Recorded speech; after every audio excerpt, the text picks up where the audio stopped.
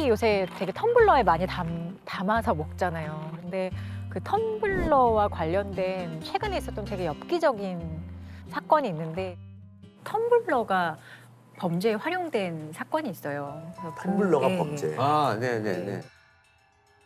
공무원 남성이 동료 공무원 여성의 텀블러에다가 자신의 정액을 몰래 넣어두는 그런 엽기적인 이제 범행을 저지르는 사건이 발생을 했어요. 그래서 이걸 흔히 좀 정액 테러다 이렇게 명명을 하는데 그러니까 이유가 동기가 뭐죠? 동기가 보통 그런 거에 동기는 뭘 것 같으세요? 너무 그냥 뭐 이상성욕? 그렇죠. 아, 대부분 그렇죠. 예, 자신의 어떤 성적 만족이라든지 뭔가 쾌감을 위해서 오늘 성적 테러죠. 성적 네. 폭력이에요. 테러고, 성폭력. 네. 전형성 폭력인데 예전에 그 칼을 갖고 다니면서 작은 칼을 짧은 반바지나 치마를 입고 다니는 여성들 버스 정류장에 서 있으면 이렇게 상처를 내고 네. 도망가는 사건이 있었거든요.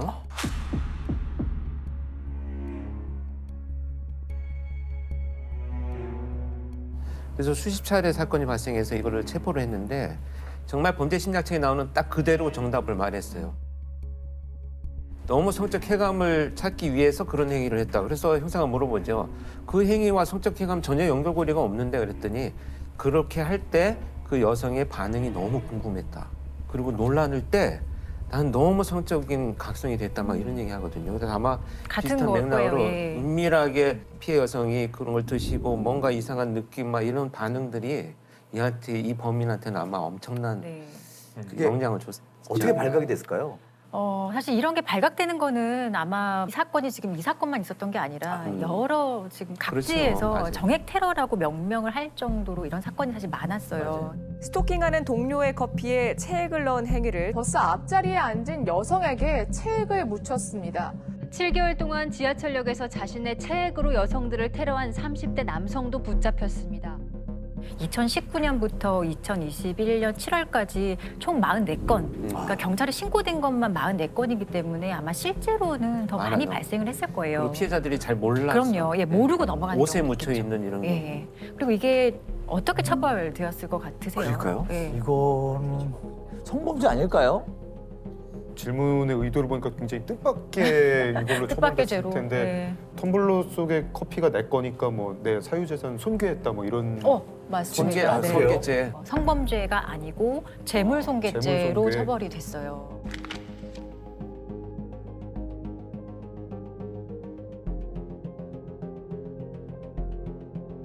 그래서 이게 왜 재물손괴죄로 처벌이 됐냐 보면 형법의 재물손괴죄를 이렇게 이럴 때 처벌한다 이런 걸 보면 타인 소유의 재물, 뭐 문서, 뭐 특수매체 기록장치 이런 것들을 손괴, 그러니까 부셔버렸거나 아예 못 쓰게 했거나 은닉했거나 그리고 또 마지막에 효용을 했을 때 처벌하는 거예요. 효용을 해야 한다는 게 어떤 의미냐 하면 사실상 감정상으로 이 물건을 본래의 용도대로 사용할 수 없게 되었을 때 그때 이제 효용을 해야 한다 이렇게 보거든요. 그럼 이 사건 같은 경우는 사실 사실상으로도 쓰지 못할 거고 특히나 감정상으로는 더더욱 이제 이 텀블러를 사용할 수가 없겠죠. 그렇게 되면 이 재물, 그 손괴된 재물의 금전적 가치는 되게 작잖아요. 그렇죠. 그럼 예. 그 정도만 보상받는 건가요? 원래는 재물손괴죄에서 풍계된 그 재물의 가치 그 정도 선에서 벌금형이 보통 선고가 되거든요. 근데 이 사건은 결론은 벌금 300만 원이 선고가 되었어요. 근데 300만 원이면 다들 너무 행위에 비해서 너무 적다 이렇게 느끼실 건데 실제로 재물손괴죄에서 벌금형을 맞아요. 선고하는 것 치고는 상당히 중요한 네, 선고를 네. 한 거죠. 그리고 성범죄로 했으면 기소가 안 됐거나 아니면 무죄가 됐을 확률이 크다는 뜻인가요? 그렇죠. 지금? 이게 처벌을 못하는 이유가 이런 행위를 우리는 성폭력 범죄로 처벌하는 법률을 가지고 있지 않기 때문이에요. 뭐 죄형 법정주의와도 관련이 되는 거거든요. 그러니까 형벌이 있어야만 네. 그 사람을 처벌할 수 네. 있는 근데 형사법의 대원칙이에요. 아무리 이 사람이 뭔가 도덕적으로 파렴치한 행동을 했다고 하더라도 그 행위를 한 당시에 법률에 이 사람의 행위를 처벌하는 범죄의 종류나 내용이 규정되어 있지 않다면 어떤 방식으로도 이 사람을 처벌할 수가 그렇죠. 없거든요. 그렇네요. 이건 너무나 당연한 원칙이기 때문에 와, 이게 보면 결국 시대의 변화에 따라서 성범죄에 대한 규정의 범위라든지 또 법안 발의가 네. 계속 있어줘야 될 네. 것 같다는 생각이 들거든요. 네, 맞아요. 성폭력 범죄 같은 경우도 사실 형법 제정할 당시에 우리가 핸드폰도 없던 시절에 불법 촬영, 유포 이런 거 맞아요, 맞아요. 상상할 수가 그렇죠. 없었거든요. 맞아요. 근데 그런 게 뭐 이렇게 신촌 백화점 사건을 계기로 또 입법이 되고 여자 화장실에 몰래 카메라를 설치했던 서울 신촌에 있는 그레이스 백화점입니다.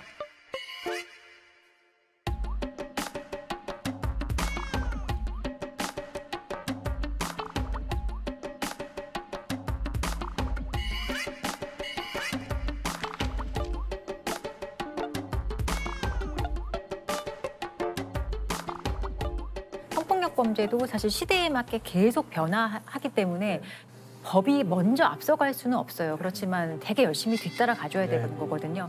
이 사건 같은 경우도 이것도 좀 강제추행죄로 처벌을 하자는 취지로 형법 개정안도 발의가 되어 있고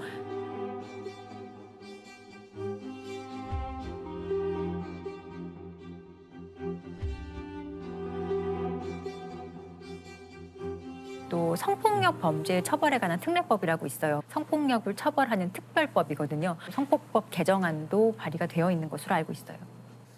특히 성범죄에 관한 법률들은 계속해서 고도화되는 만큼 법도 잘 따라가줘서 계속해서 새로운 법안들이 보완하는 시대 정신이 좀 있었으면 좋겠어요. 스피드를 같이 따라가주는. 지금 많이 근데 보완이 됐어요. 네. 상당히 몇 년 전부터 성범죄의 발생과 검거율이 굉장히 높아졌거든요. 아. 성범죄 자체가 늘어났다기보다는 그 전에 범죄가 아니었던 것을 범죄로 정의하면서 네.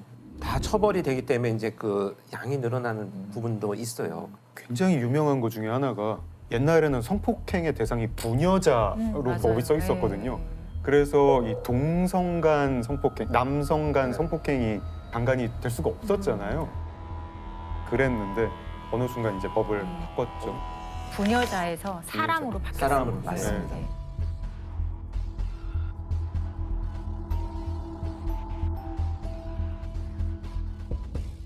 저는 이제 이번에 방화 범죄를 좀 분석을 해보고자 하는 건데 법률에서 보통 대부분 고의성이 없으면 처벌하지 않는 범죄들이 많아요, 형법상에.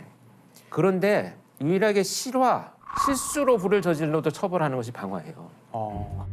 굉장히 치명적인 피해이기 때문에 그만큼 조심하자라는 의미로 실화도 처벌하는 것이 이제 방화 범죄입니다. 또 지금이 그런 계절이죠. 계절이죠. 네. 그리고 계절상 산불이 나면 걷잡을 수 없죠. 지금 뭐 이 건조한 시기에. 그래서 저는 이제 이번에 숲사랑 홍보관이 있어요. 네. 산불과 관련된 전시관인데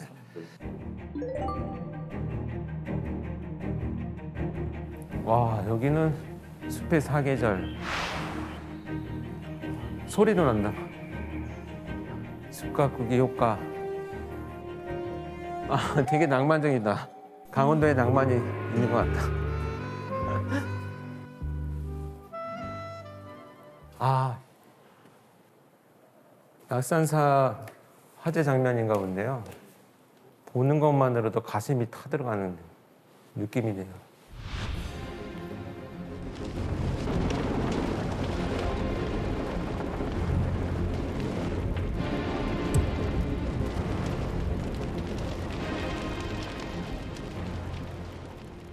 너무 실감나게 만들어놨다.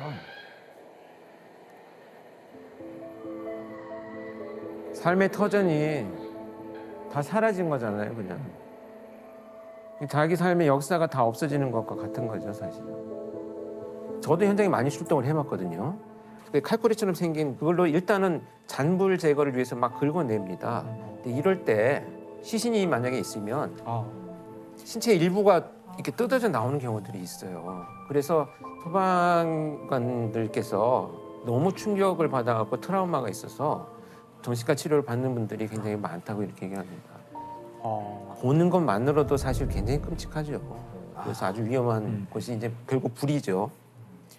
방화를 저질러서 증거를 인멸한 사건을 하는 경우가 많아요.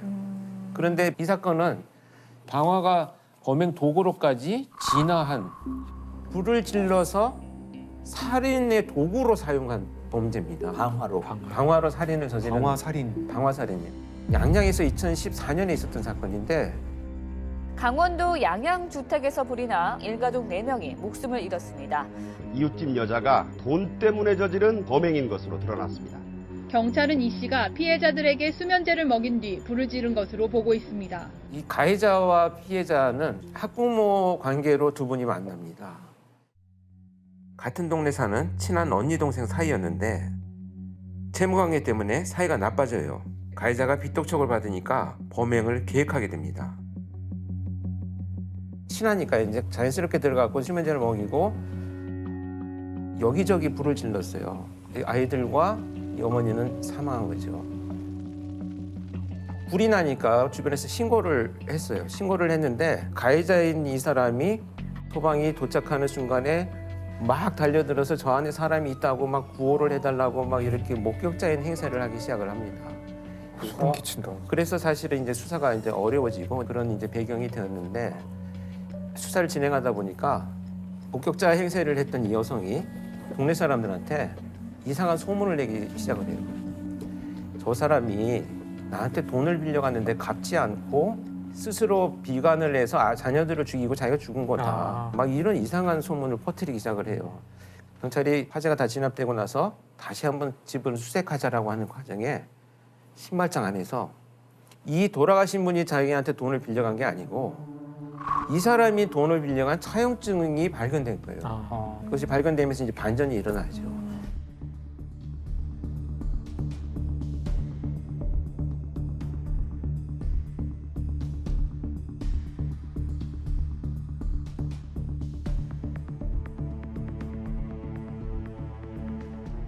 현장에서 그 방화로 의심되는 흔적들이 많았다고요.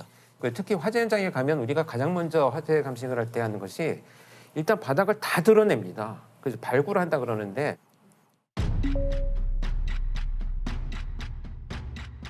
정말 삭하고 호미 이런 걸 갖고 와가지고 싹 다 드러내요. 그리고 바닥을 보기 시작을 하는데 이나무질을 막 이렇게 뿌리잖아요. 물결 형태의 흔적들이 그대로 남아 있어요.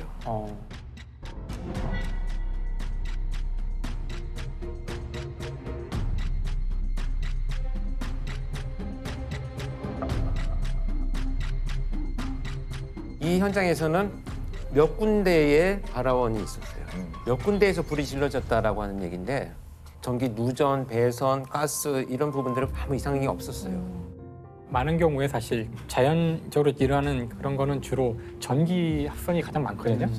전기 합선으로 이제 불이 일어났을 땐 단락흔이라고 하더라고요. 단락흔이란 거는 이제 합선 같은 걸로 아주 높은 온도의 그 발화가 시작된 거예요. 보통 2, 3,000도 가까운 온도가 된대요. 구리 녹는 점이 1,000도거든요. 그러면은 그 구리 선이니까 구리가 녹아서 완전히 구형 상태가 돼요. 그랬다가 굳어요.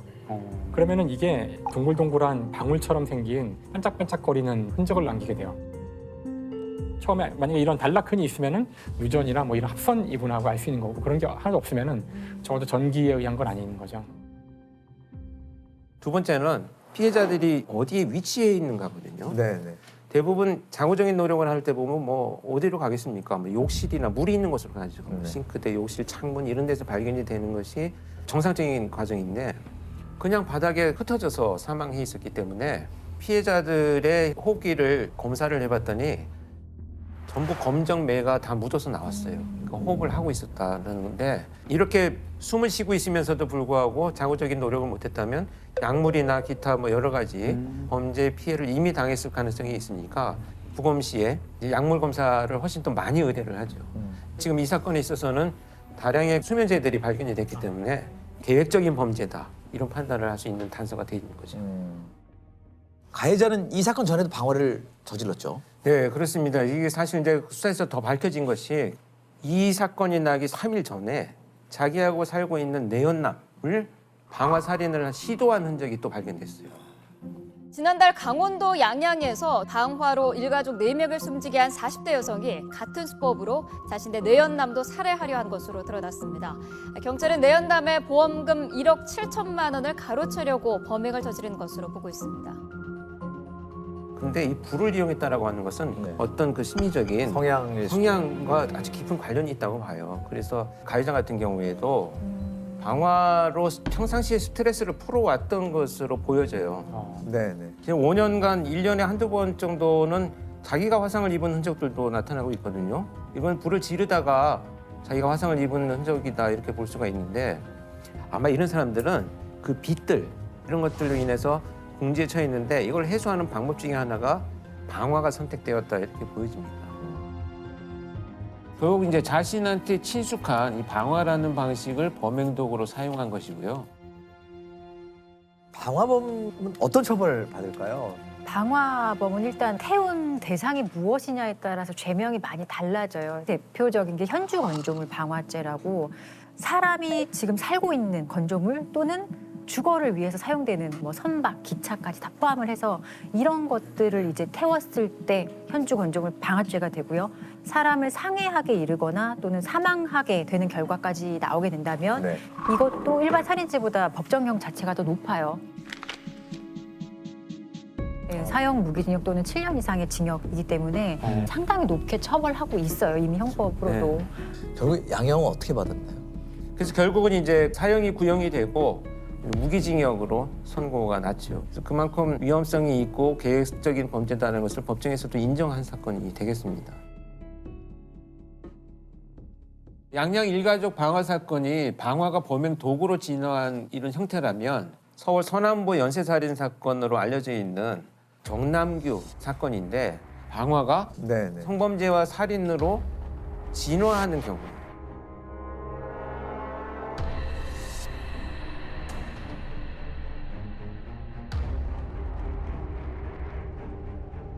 최근 서울 남서부 지역에서 여성들이 잇따라 피습되면서 주민들이 공포에 떨고 있습니다. 지난 9일에는 보라매 공원에서 20대 여대생이 흉기에 찔려 숨졌습니다.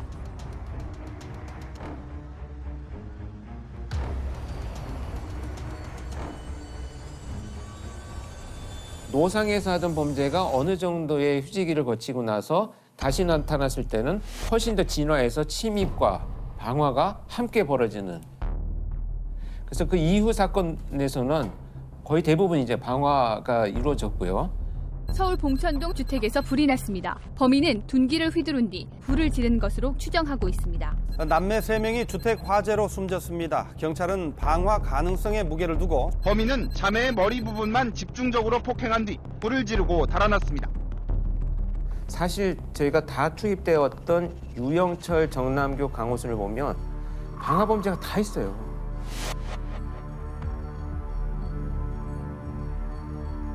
사실 유영철도 쓰레기 더미, 뭐 자동차 상당히 많은 곳에 불을 질렀다라고 하는데 강호순도 자신의 처와 작물을 불을 질러서 살해한 이런 사건이 이제 밝혀졌었죠. 어쨌든 연쇄살인범한테 공통적으로 나타나는 특징이다 이렇게 나타나고 있습니다.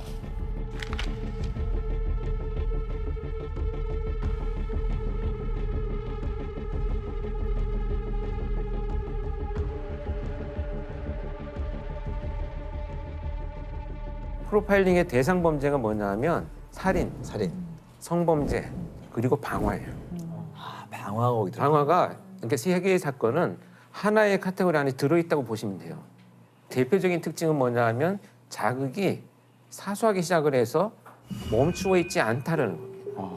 계속 발전하고 더 큰 자극을 원하기 때문에 그 정도 선에서 절대 머무르지 않아요. 그러니까 방화 범죄도 처음에는 쓰레기 더미에 몰래 불을 지르고 막 사람들이 뛰쳐나오면 막 즐거워하던 이런 감정에서 이제는 사람들이 불타는 것도 보고 싶은데 더 큰 쾌감을 얻기 위해서 점차 규모가 커지고 잔혹해지는 경향성이 반드시 존재해요.